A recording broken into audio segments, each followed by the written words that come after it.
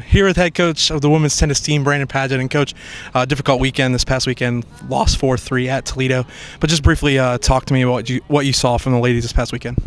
Yeah, again, tough loss. Toledo played really well, so we have to give them credit for showing up. We did not show up as a team, and that hurt us. And again, we can't continue to lose doubles points and expect to win four singles matches every time. It's just not going to happen in this conference. Looking at the standings, there's quite a bit of teams that have one loss. You said last week that to win this conference, you almost have to go undefeated. It kind of shows how difficult the conference is as a whole. Can you briefly talk about how the conference is as in general for women's tennis? Top to bottom, it's extremely strong, as we continue to see. I mean, Ball State played Miami phenomenally well and almost picked up the win, and then BG with a couple of conference losses almost beat Ball State on Sunday. So it's everything literally can come down to 1 point, and that's why it's so important to take every point when given the opportunity. This is a big weekend in conference play as you have Northern Illinois coming to Latucci Center at 1 p.m. for Senior Day. You're honoring 3 seniors on Friday, and then you head up to Kalamazoo on Sunday. Talk about what needs to happen to get some victories this weekend. Yeah, it's hopefully Senior Day we can come ready to go. And Northern's struggling a little bit right now, but Tanya's a great coach, and she'll have them ready to play for sure.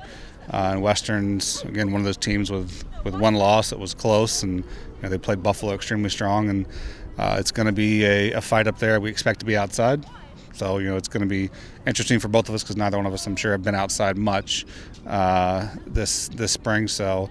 But again, Western's playing at a higher level than I think they've played at least in the last 3 or 4 years. So now we don't want to get too far ahead of ourselves in regards, so we want to focus on Friday. But you did mention that you're probably looking to play outside for the first time. What's the difference for the ladies that they have to really go in from the mindset from how the ball spins, travels with wind instead of being indoors? Right. Yeah, and we have to play inside Friday at home with our courts not being playable at this moment. So otherwise we'd be outside Friday, which would be nice to be able to get ready for 2 weekend matches outdoors. But it definitely, you've got wind, you've got noise, you've got just so many different variables that you have to be able to play through. And whereas indoors everything's pretty, really there's nothing that changes. So out here you go from one side to the other, you could be staring at the sun.